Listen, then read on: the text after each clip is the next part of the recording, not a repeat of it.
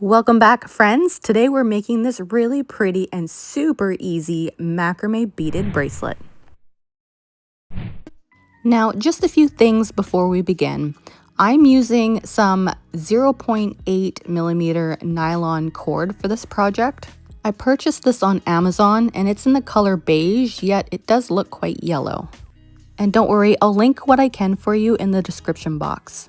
You're also going to need a pair of small sharp scissors and some beads. Unfortunately, I can't link the beads that I used because I purchased mine at the dollar store. It came in this cute kit and it also came with pliers. So when shopping for beads, make sure that they are round and they have a large center hole that's large enough for 2 strands of our cord to pass through. You're also going to need 2 different sizes of jump rings, a larger one and a smaller one, as well as a lobster clasp. Now my wrist is abnormally small, so this fits perfectly, but for other people or if you want to make it adjustable to sell, I do suggest adding a chain extension. I like this size and I picked it up from Michael's. Okay, you're also going to need a couple pairs of pliers in order to bend our jump rings.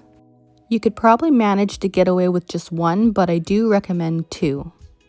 You're also going to need a lighter to melt the ends of our cord.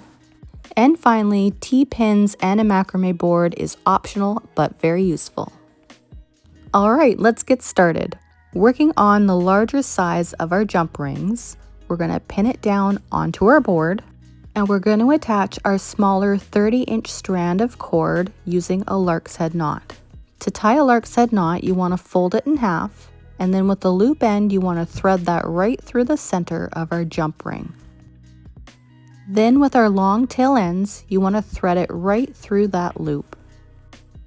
But don't close your knot tight, you want to leave a big gap. It should look something like this.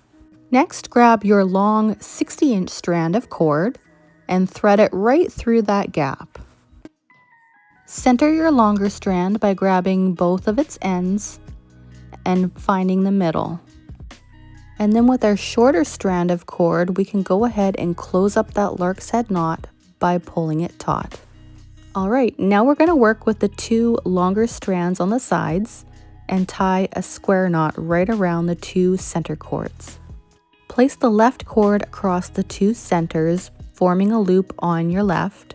Then with the right, place it behind and through the loop of the left. Cinch it up taut and repeat on the other side. So place your right cord across the center, forming a loop. Then with your left, send it up behind and through that loop and cinch it up taut. And that is how you tie a square knot. We're going to tie another one directly underneath the first one. And as always, if you find that I'm going too fast for you, feel free to adjust the speed of this video by tapping the 3 dots on the top right corner. And if you're enjoying this video at all, please do me a huge favor and hit that like button for me. Thank you so much for doing that. Alright, so we're going to continue tying our square knots, and we're going to do a total of 10.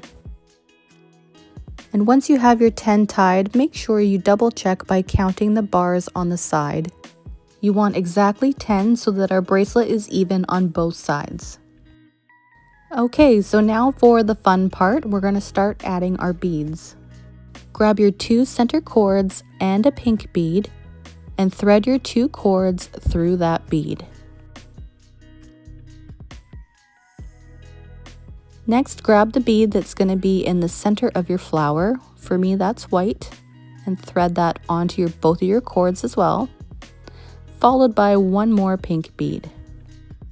If you find that your cord is fraying and it's hard to thread it through your bead, you can always snip off the tiny little bit of length and then use your lighter to melt it down.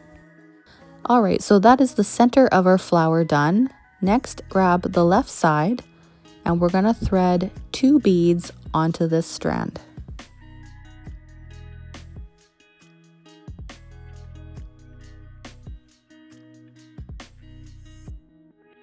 And I'm sure you've already guessed it, we're going to do the same thing on the right side.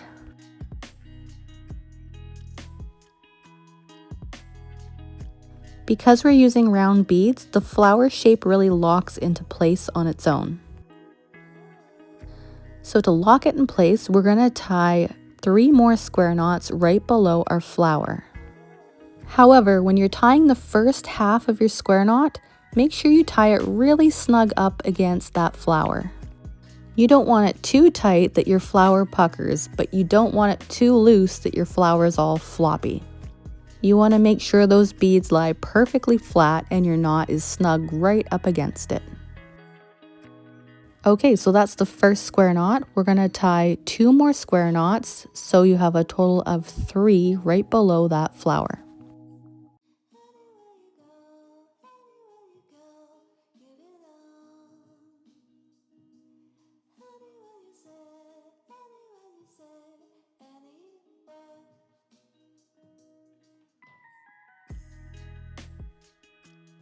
Alright, so now we're going to repeat our pattern and add another flower. So grab the 2 center strands and slip on a pink bead, a white bead, and another pink bead. Then 2 pink beads on either side. Secure your beads into a flower shape by tying 3 more square knots right directly below it. Continue this pattern by adding a flower followed by 3 square knots until you have a total of 4 flowers on your bracelet.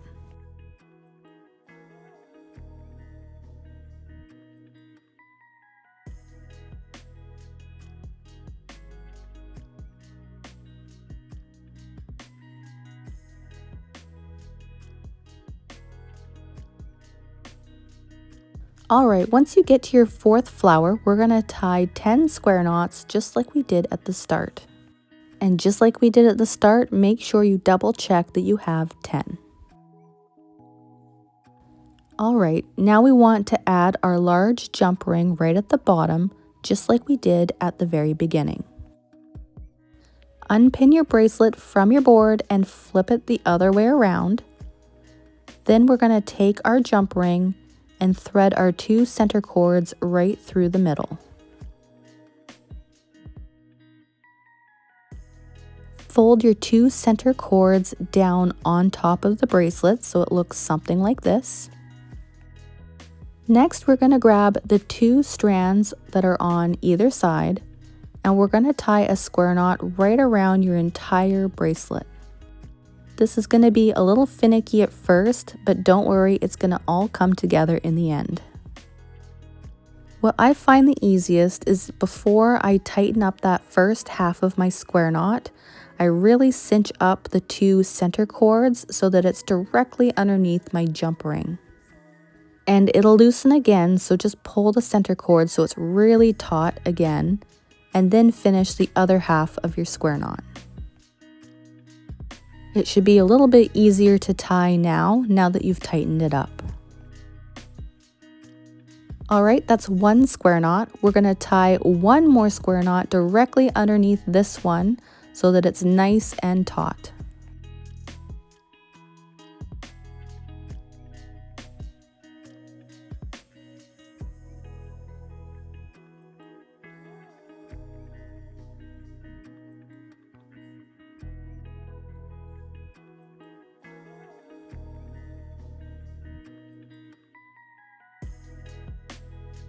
To finish off the ends, I like to snip the 2 outside cords first, leaving a tiny little bit of a tail, about a half a centimeter or so. Then taking my lighter, I melt the ends, making sure I don't burn it, and smooth it down with the side of my lighter. Repeat the same thing on the other side strand. I like to do the sides first, that way it's nice and locked in there and I don't have to worry about my knots coming undone. I suppose you could start with the center first, but I don't know, just for me, I find doing the sides first a lot easier. To finish off the center, I like to fold it over so that I can get a nice clean cut. As well as when I use my lighter to melt it, I don't accidentally burn my bracelet. Then really give it a good press with your lighter so that it's nice and smooth down. Alright, so now to add the clasp, you want to take your small jump ring as well as your lobster clasp, and then using your 2 pairs of pliers, you want to twist your jump ring so that it opens. Once it's opened, you want to place your lobster clasp through your jump ring as well as through one of the ends of your bracelet.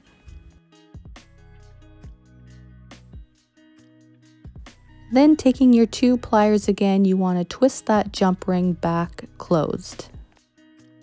If you were adding an extension chain, you would add it to the other side of your bracelet with another jump ring. Now, if you love this pattern, I think you'll also like my Macrame Daisy Pixel. Click the link to that video on the screen now, and I'll see you over there.